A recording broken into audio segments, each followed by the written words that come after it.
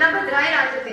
मुद्रा छत्रपती शिवरायांना दैतेच्या राजाला, ज्यांच्या भक्तीला जोड नाही, शौर्याला तोड नाही, जो अथांग आहे सागरा समान, ज्यांचं छत्र म्हणजे आभाळ समान, जो त्या सूर्याची शान आणि मराठी मनाचा धगधगता स्वाभिमान, काळीज आहे सह्याद्री ज्याला शंभूचा अभिमान, महाराष्ट्राच्या देवघरात ज्यांचं पहिलं स्थान, मराठ्यांचा जो भगवा अस्मंत आहे, कृपावंत आहे, दयेचा वसंत आहे, ज्यांच्या कुशीत स्वराज्याचं देखणं स्वप्न उदय झालं, अशा राष्ट्रमाता राजमाता जिजाऊ भाऊसाहेब. परमुलखामध्ये राहून स्वराज्य निर्मितीचे स्वप्न पाहणारे स्वराज्य संकल्पक शहाजीराजे भोसले.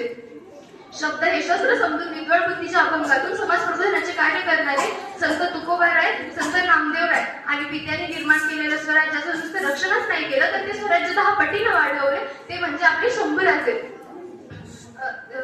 रात्रभर दिवसभर हातात खराटा घेऊन गाव स्वच्छ करायचं आणि रात्री कीर्तनांच्या माध्यमातून लोकांची डोकी स्वच्छ करायची, असं काम ज्यांनी केलं ते संत गाडगे महाराज. शिक्षणाची गंगा गोरगरिबांच्या घरापर्यंत पोहोचविणारे कर्मवीर भाऊराव पाटील, ज्यांच्यामुळे स्त्रियांना शिक्षणाचा अधिकार मिळाला, ते महात्मा ज्योतिराव फुले, सावित्रीबाई फुले. आणि ज्यांनी प्रदान केलेल्या राज्यघटनेच्या जोरावर या संपूर्ण भारत देशाचा राज्यकारभार चालतोय, ते विश्वरत्न डॉक्टर बाबासाहेब आंबेडकर. प्रथमतः या सर्व महामानवांना मी अभिवादन करते.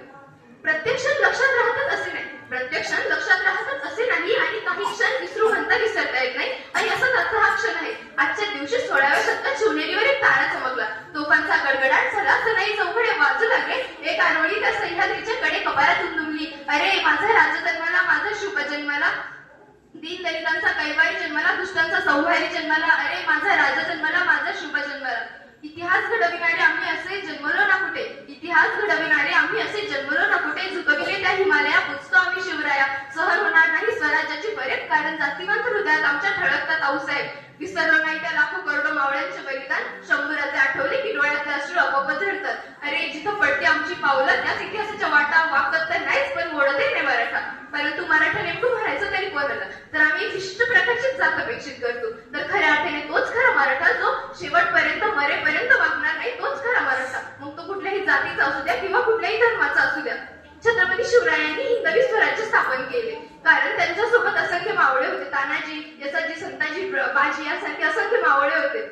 छत्रपतींनी मावळ्यांच्या साथीने स्वराज्य स्थापन केले, परंतु त्या काळचे मावळे एकनिष्ठ होते. आजकालच्या मावळ्यांची काय परिस्थिती आहे अहो, असं वाटतं भले पहाटे उठावं, या अंतकरणातून, या काळजातून माझ्या राजाला हाक घालावी, साथ मारावी, विचारावं, बोलावं, सांगावं की राजा कशी पकडली बलाढ्य धारण तलवार. आजचा हा तुमचा मावळा सणाच्या हातचा का हातात घेताना याचा हात लटलटतोय. राजा तुम्ही राज्य वेडे, स्वराज्य वेडे होता. आजचा हा तुमचा मावळा पाण्याची तहान कशी बियर पिऊन भागवतोय. राजा बघा या महाराष्ट्राची परिस्थिती कशी झाली. राजा कशी सांभाळली हो तुम्ही एवढी मोठी प्रजा आणि आऊसाहेबांची आण. राजा कशी सांभाळली हो तुम्ही एवढी मोठी प्रजा आणि आऊसाहेबांची आण. आजचा हा तुमचा मावळा म्हणतोय आम्ही दोन आणि आमचे दोन, आम्ही दोन आणि आमचे दोन, आमचा होतोय चौकोन, चौकोनातले जातात दोन, मग उरलेल्यांना आधार कोण. अशी गंभीर परिस्थिती या महाराष्ट्राची झाली. छत्रपती घडले कारण त्यांच्यावर संस्कार जिजाऊंची होते. इंग्लंडचे ग्रँडअप म्हणतात छत्रपती शिवाजी महाराज हे केवळ एक योद्धा नव्हे, तर एक राजकारण आणि अर्थशास्त्र यांची उत्तम जाणीव असणारे एक चाणक्य महापुरुष होते. त्यांच्या चाणक्य नियोजनामुळे अनेक हतबल झालेल्या बहुजनांना सत्याधीश होता आले. म्हणूनच म्हणते श्वासात रोखुनी वादळ, नजरेत रोखिली आग, श्वासात रोखुनी वादळ, नजरेत